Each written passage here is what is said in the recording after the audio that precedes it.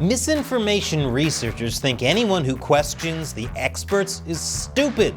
Their solution? AI fact-checkers that can preemptively censor Americans. Welcome to America Uncovered. I'm Chris Chappell. For 7 years, I've been trying to provide a nuanced look at American news and politics that shows multiple sides of complex issues to let you decide for yourself what you should think. And it turns out I was wrong to do that. Because now we have a glimpse into how YouTube and social media at large is killing America Uncovered and many other independent media outlets. You see, AI is getting better by the minute, and its applications are endless. It can create absolutely faultless historical images, raise famous singers from the dead for one last song, and generate the future of censorship. According to a new report from the U.S. House of Representatives Committee on the Judiciary and the Select Subcommittee on the Weaponization of the Federal Government, the National Science Foundation is funding AI tools to censor and indoctrinate Americans online. This is the kind of thing that every sci-fi dystopian story warns us about. Apparently, some people insist on seeing them as instruction manuals. This is just the latest move in what some are now calling the censorship industrial complex.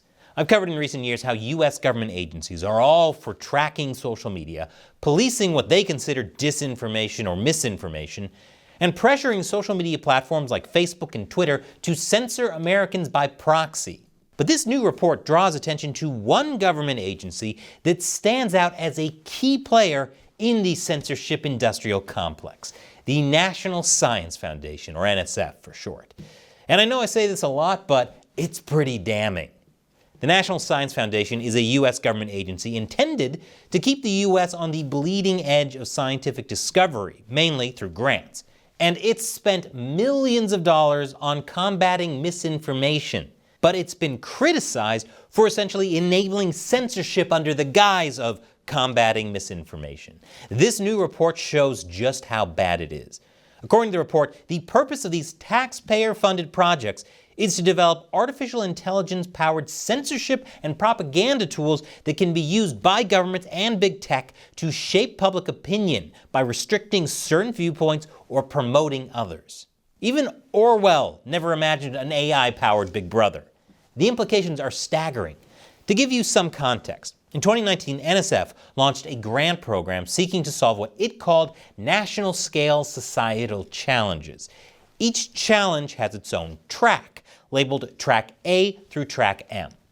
The track under investigation is Track F. Track F deals with trust and authenticity in communication systems. To put it plainly, in the NSF's own words, it's for combating mis- or disinformation and inauthentic behavior. I've definitely heard a lot about combating mis- or disinformation, but combating inauthentic behavior is a first for me. What is that? Is that like when you lie to your friend and say the bangs she cut herself look great and no one can tell how uneven they are? Specifically, Track F looks for tools for predicting, preventing, detecting, correcting, and mitigating the spread of inaccurate information that harms people in society. Because what counts as inaccurate information that harms people in society is completely objective and unquestionable. There's no way this could be abused by the government to suppress factually true information, right? I mean, when has the government ever tried to hide the truth? You know, besides MK Ultra, the My Lai massacre, the Tuskegee syphilis experiments, Iraq's weapons of mass destruction, and that Santa is real. Seriously though, given that media and politicians keep trying to censor things that turn out to be true, I'm not so confident. This is the type of thing you'd expect from China, not the US. So let's peel back the future of censorship, right after this quick commercial break. Welcome back. The National Science Foundation used grants from taxpayers to encourage organizations to cook up some outright crazy ideas for countering misinformation. Some of these organizations' plans stood out more than others. After receiving dozens of proposals, by September 2021, NSF awarded $9 million to 12 Track F teams and an additional $30 million to 6 of them by September 2022 to develop and refine their project ideas. One of them is the University of Michigan's WiseDecks. University of Michigan got its award for developing 2 services, a golden set service that determines what content is misinformation that deserves enforcement each month, and a forecasting interface that determines how true content is. Yeah, because when talking about accuracy, you should definitely call it a forecast to make people think of weathermen, the most consistently accurate people on the planet. Researchers at the U of Michigan aren't shy about what they're doing. It's straight up censorship. They marketed WiseDecks as a way for policymakers to get people off our backs for how we act on misinfo, do the things we know work without backlash, and externalize the difficult responsibility of censorship. Yes, these disinformation researchers even used the C word. If only they could devise a tool that could make getting around the First Amendment right to free speech easier. A high-tech tool, that is. The easiest form of censorship they'd love to use is duct tape. The University of Michigan promised social media platforms that its tool will result in more comprehensive, equitable, and consistent enforcement, significantly reducing the spread of misinformation. Gotta love it when people slap the word equitable in to make everything look cool and legit. Too bad that censorship is more equitable to some than others. You can probably tell by now what kind of mindset these disinformation researchers have. They want to do more than just respond to misinformation, which brings us to Medan's project.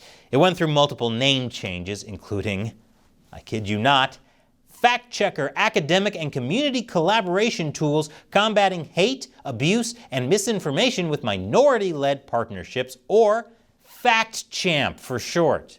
FactChamp is a terrible name for anything other than Ken Jennings' gamer tag. You know, I complain a lot about how politicians spend way too much time making up stupid acronyms, but in this case, I wish Medan had spent all its time and money on just coming up with them. The more time they spend on anything other than C-wording people, the better. Medan's project now goes by Coal Insights, which is described as a community-led web platform with data and machine learning to support community, fact-checking, and academic organizations to identify, preempt, and respond to misinformation in minoritized communities. Will you look at that? They weaponized the word minority. You know, now's probably a good time to mention that maybe we shouldn't be trusting robots with identifying the truth when they can't even identify traffic lights in a photo. Coal Insights claim to have an AI that could monitor 750,000 blogs and media articles daily, as well as mine data from major social media platforms. But what would they mine for? Why, common misinformation narratives, of course, including those that allegedly encourage fear-mongering and anti-black narratives, and undermining trust in mainstream media. An example of it being criticism against the New York Times for ignoring black on Asian hate crimes. You know, someone wanted to undermine trust in mainstream media. I genuinely couldn't think of a better way than making a robot that silences people that lose trust in the mainstream media. There's also MIT's Searchlit project. It's especially concerning that MIT researchers believe there are certain groups that are more susceptible to misinformation campaigns. Guess who these groups are? You guessed it. Conservatives, rural and indigenous communities, military veterans and families, and older adults. What, does living in a blue state make you immune from misinformation? Well, considering all the BS places like Oregon and California put up with, I guess they would be experts by now. MIT researchers specifically bring up conservatives who hold the Bible and the U.S. Constitution as sacred. I would bore you to death if I explained their reasoning like an MIT researcher, so let me get to the gist of what they're really saying. Americans who respect the Bible and U.S. Constitution and do their own research rather than trust the professional consensus are too stupid for their own good. There, I said it without spending 4 paragraphs tossing word salad. You'd think they could use their AI to make a TLDR for people with lives? But hey, speaking of stupid, MIT researchers seem to think people in the U.S. military are that as well. In fact, MIT researchers said they'd work with educators in the Department of Defense Education Activity Group, the organization that runs DoD schools on military bases, to have students share their new learning with their families. That seems like coded language for, we want to make sure that we teach children to teach their families the correct beliefs they learn from our classes. And given how Searchlit brought up quote-unquote military extremists participating in the January 6th riots, I wouldn't be surprised if its creators are inclined to distrust military personnel. Also, they think this is a military extremist? What army does he fight for, the Vikings of Narnia? I'm not sure I trust disinformation experts with getting the facts straight on that, given how the threat of extremism within the military turns out to have been overblown. All this shows that disinformation experts are definitely high on the censorship Kool-Aid. That's scary enough, but they also went to incredible lengths to hide what they were doing. I'll tell you how after the break. Welcome back. So the National Science Foundation outright funded censorship. But of course the NFS doesn't like it when people put it that way. It really doesn't bode well when the organization censoring people over misinformation is misinforming about how they're censoring people. They were especially annoyed with journalist Caitlin Richardson, who first exposed the misinformation projects on campus reform in 2021. In response, NSF held meetings to make strategies and recommendations for dealing with the media, because to them, the First Amendment is the first one they ignore. Among those strategies was avoiding certain media outlets, though even some disinformation researchers realized that it would be bad optics to make a media outlet blacklist. According to the House report, NSF asked that all the Track F teams get formal approval before making any public statements relating to the misinformation program. It also recommended that they ignore media inquiries. It even went so far as to refrain from press releases about its funding and to ignore a senator's inquiry about the projects, saying in an email, NSF is not responding to requests from people who are interested in attacking our program. Because as everyone knows, genuine questions are an attack. Hey, did you cut your bangs yourself? Quit attacking me. Given NSF's reluctance to be transparent, it's no surprise that the House Weaponization Panel subpoenaed the NSF over its misinformation research, which is totally called for. These are exactly the kind of people who tamper with America Uncovered, even though we present the facts in context to the best of our ability. You see that slander's already begun. Which raises my concerns about YouTube. The House report shows that NSF's Track F project manager has been in talks about content moderation with Storytel, a Google Chrome extension that uses AI to automatically summarize any page, including YouTube. Oh, so they could have summarized this monstrosity. They just chose not to. The report also shows how, in response to Caitlin Richardson's Daily Caller February 2023 article, NSF took issue with the article linking to their own expo vids on YouTube and decided to see about pulling them down or locking the page ASAP. We're proud of our work until it could make us look bad. Then it's time to hide it. This makes me seriously wonder if so-called disinformation experts, like NSF partners, are tampering with YouTube in a way that directly affects this channel.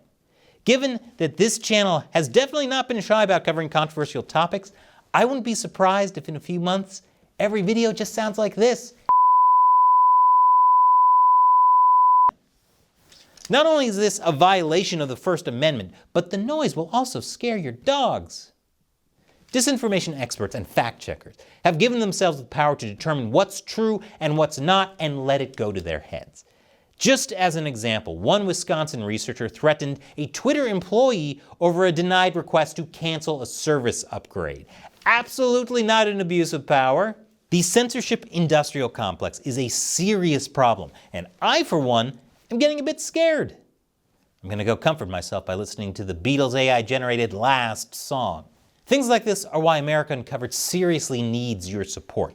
YouTube is throttling us so hard that the only way I can afford to keep making this show is with your support on patreon.com/AmericaUncovered. All it takes is $1 an episode. I make about 12 episodes a month, and if that's too expensive for you, you can set a monthly limit so you could be giving as little as $1 a month. And the best part is, we upload directly to Patreon, so you'll always be notified of a new episode, and it will never be taken down. Hit that orange button to go over to Patreon, and I'm also trying to get around YouTube's censorship by hiding controversial topics and gaming content on my new show, Deep Thoughts While Gaming. Check out the latest about why nationalism is a good thing, according to the hit new game Helldivers 2. Once again, I'm Chris Chappell. Thanks for watching America Uncovered.